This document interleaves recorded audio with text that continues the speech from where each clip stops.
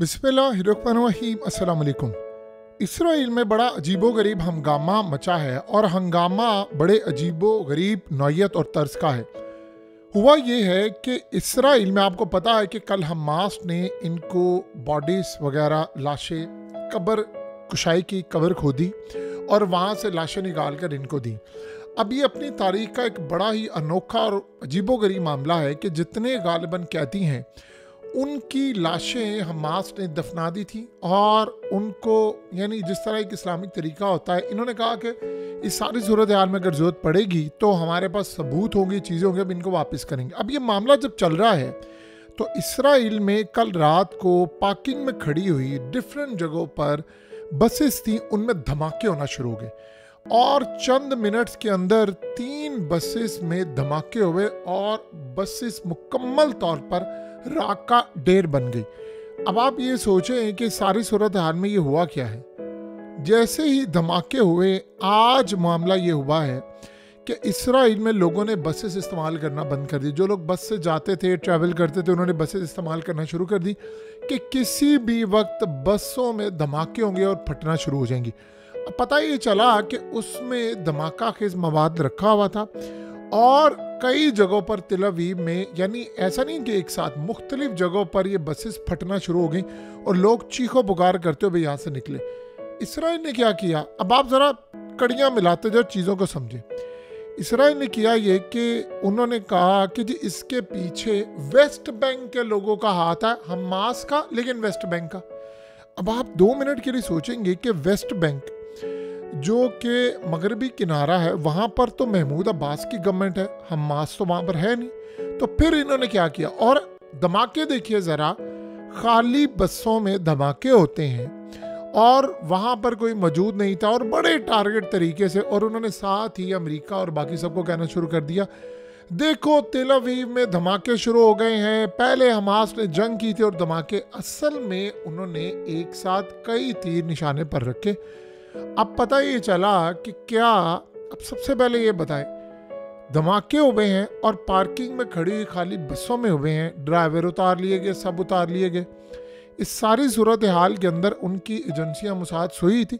Israel ने खुद ये काम करके नाम दूसरों पर लगाकर एक जवाब क्रिएट किया।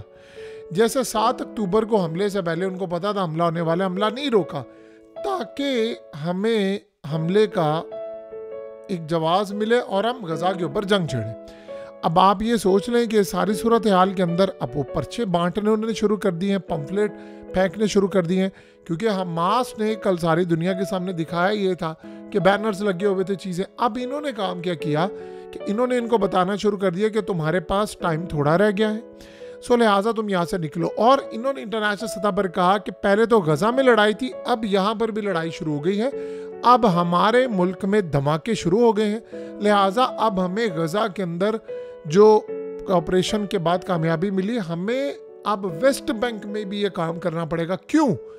क्योंकि हमास ने कहा है कि वो गजा की जंग बंद कर दें, आप, हम सारे कैदी वापस कर देंगे और कैदियों को वापस करने के बाद हम यहाँ से चले जाएंगे, यानी हम गवर्नमेंट नहीं करेंगे, आप महमूद अब्बास, फ़लस्तीन अथॉरिटी और ये जो आपको पता है कि चाइना ने इनकी सुलह करवाई, उनको हैंड ओवर कर दें।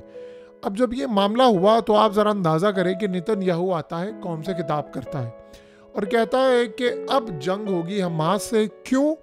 क्योंकि शिरीन बीबास की, यानी जो औरत थी, आपको पता है कि 2 बच्चे और एक औरत, जिस पर हमास ने इल्ज़ाम लगाया है कि इनको इसराइल ने एयर स्ट्राइक में मारा है। इसराइल वाले कहते नहीं हमास ने मारा है, वो कहते जी हम क्यों मारेंगे।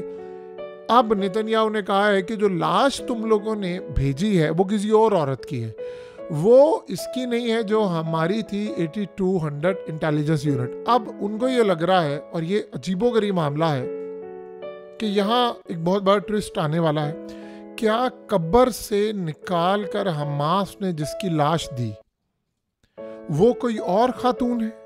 और क्या उन्होंने सारी सूरत हाल में ये जो खातून है और उसके 2 बच्चे हैं उनको जिंदा रखा हुआ है? और इस सूरत हाल में उन्होंने क्या गलत खबर देकर इजराइल के अंदर सारे का सारा मामला किया, या ये वो बताना चाहते थे कि ये कोई और लोग है या कुछ और मामला है? अभी तक इस बारे में किसी को नहीं पता। इन्होंने कहा है कि जो लाश आनी चाहिए थी वो लाश किसी और की आई। देखिए, हमास ये भी कह सकते थे कि भाई वो इसराइल ने अगर स्ट्राइक किया है तो मलबे के नीचे है, हमें नहीं पता कहाँ पर है, क्या सूरत हाल है। उन्होंने कहा हमने बाकियात रखी है, हमने कब्र के अंदर रखी हुई है, कब्र कुशाई हमने की है, हमने वहाँ से निकाल के इन लोगों को दी है। लिहाजा इस सारी सूरत हाल में अब वो कहते हैं जी हमने डीएनए मैच किया तो इसमें वो आ ही नहीं रहा।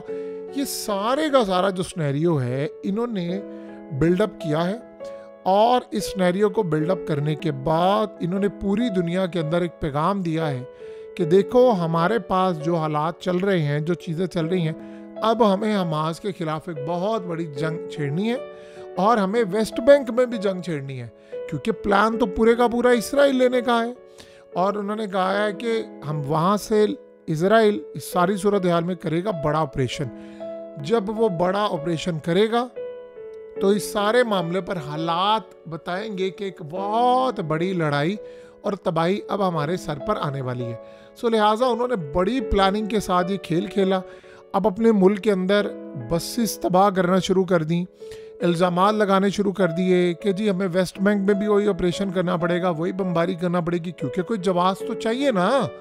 अब अगर महमूद अब्बास और वो सारे गज़ा के अंदर आ रहे हैं, अब आप ये सोचें कि सऊदी अरब ने कहा है कि उनके पास प्लान है और वो प्लान पर अमल दरामद कराएंगे कि गज़ा के लोगों को निकाले बगैर यहाँ पर ऑपरेशन किए बगैर हम लोग कंस्ट्रक्शन करेंगे। यही बात मिस्र ने की है, जॉर्डन ने भी यही बात की है। अब आप ये सोचें कि जॉर्डन कोई सगा है या मिस्र कोई सगा है। वो इसलिए जॉर्डन ने बात की है क्योंकि उनको पता है कि अगला नंबर उनका आ गया है। इसराइल ने जिन ममालिक पर कब्जा करना है उनमें जॉर्डन भी है, उनमें मिस्र भी है, सहराए सीना भी है। वो तो आपको पता है बनी इसराइल के दौर के अंदर वो कहते हैं कि भाई हमने तो यहाँ से निकाले गए थे, हम तो वापस आए हैं, हमने तो ये इलाके लेने। तो उनको ये लग रहा है कि अगर आज गजा के लोग निकल गए तो कल को हमारा नंबर है। इसीलिए ये सारे रेजिस्टेंस दिखा रहे हैं कि हमने यहाँ पर रहना है। अब इसराइल ने नया काम शुरू कर दिया है, बसों को आग लगा दी है, धमाके करवा दिए, पूरे तिल अवीव में उसकी गूंज आई है, और अमेरिका को कह रहा है कि देखो हमारे यहाँ पर धमाके हो रहे हैं। अब असल में तो यहाँ पर देखने वाला सिलसिला होगा कि ट्रंप का और उनकी टीम का रिएक्शन क्या होता है। देखिए, आप गजा के मामले पर ट्रंप ने जो बात की उसके बाद से ट्रंप चुप है, लेकिन ये लोग क्या कर रहे हैं, ये लोग गजा के अंदर लोगों को कह रहे हैं भाई आप यहाँ से निकलें, हमने यहाँ से आपको निकालना है, और निकाल कर यहाँ पर हमने आबादी करनी है, आपको हम किसी और मुल्क में भेज देंगे, फलाने किसी मुल्क में चले जाएं, आप आइलैंड चले जाएं, आप मिस्र चले जाएं, किसी और जगह चले जाएं। सो लिहाजा इस सारी सूरत हाल के अंदर एक बड़ी और नई तर्ज की जंग जो है वो छिड़ने के लिए जा रहे हैं। अब आप बताएं कि सारी सूरत हाल में आप कैसे आइडेंटिफाई करेंगे कि भाई किस औरत की लाश भेजी है, उन्होंने क्या मामला रखा है, कौन है वहाँ पर, बच्चों का क्या मामला है, किसी को नहीं पता। हमास को असल में ये बात बड़ी अच्छी तरह पता थी कि इन्होंने काम करना है। अब वो कर क्या रहे हैं, उन्होंने याह्या सिनवार की लाश लेनी है इसराइल से। ये बात आप ज़हन में रखिएगा, याह्या सिनवार की बॉडी इस वक्त इसराइल के पास है, और उन्होंने याह्या सिनवार की लाश इसराइल के किसी अहम शख्स के बदले में लेनी। ये बात आप ज़हन में रखिएगा। अब ये भी हो सकता है कि उन्होंने, यानी इसराइल कह रहे जी हमें जो औरत की लाश दी है वो कोई और औरत है। सवाल ये पैदा होता फिर वो कौन है, और क्या उन्होंने रियल संभाल कर रखी है, क्या उसके बदले में अदला बदली करेंगे। ये जो सारे का सारा मामला है ये बड़ा हैरान को होने जा रहा है, और याह्या सिनवार को उन्होंने हर सूरत वापस लेना है इसराइल से, और उसके बदले में किसी बड़ी शख्सियत की लाश का तबादला होगा। क्या मामला होगा ये किसी को नहीं पता, लेकिन इस सारी सूरत हाल में बैक एंड पर अब चूंकि सिलसिला शुरू हुआ लाशों के तबादले का, तो याह्या सिनवार की लाश उन्होंने इसराइल से लेकर उन्होंने अपने हाथ दफन करनी है, ताकि असल में वो एक सिंबल के तौर पर बना सके कि हमारे साथ ये मामला हुआ, लड़ना है। देखिए, इसराइल के खिलाफ हुआ क्या है कि अब गजा के जो लोग आ रहे हैं वहाँ पर, उन्होंने आकर हमास को कहा कि हमने आपके साथ रहना है, हमने आपके साथ बदला लेना है। तो बहुत सारे लोग, ये जो असल में होता ये है कि जो लाशों को रखते हैं या उनके घरों को संभाल कर रखते हैं सिंबल के तौर पर, जैसे मुल्ला उमर की गाड़ी, अब उन्होंने क्या की थी, आपको याद है कि उन्होंने मुल्ला उमर की जो गाड़ी थी वो दफन कर दी थी और बाद में निकाली, उनका घर भी महफूज किया, यानी अफगान तालिबान ने, और आज उन्होंने एक अलामत के तौर पर उसको रखा हुआ है। सो आने वाले वक्त के अंदर हालात ये बता रहे हैं कि एक बहुत बड़ी यहाँ पर लड़ाई होने वाली है।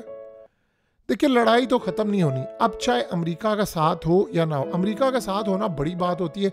जैसे आप ये देखें, यूक्रेन के मामला इस तरह के हो गए हैं कि अमेरिका ने साथ नहीं दिया और सारे तितर बितर होना शुरू हो गए।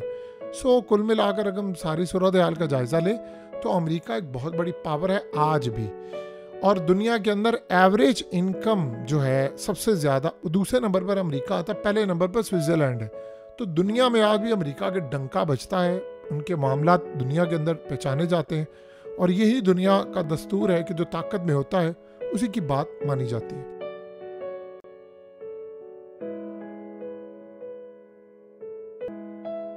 हकीकत टीवी को सब्सक्राइब करना मत भूलें, वीडियो को लाइक करें, शेयर करें और कमेंट सेक्शन में अपनी राय का इजहार ज़रूर करें।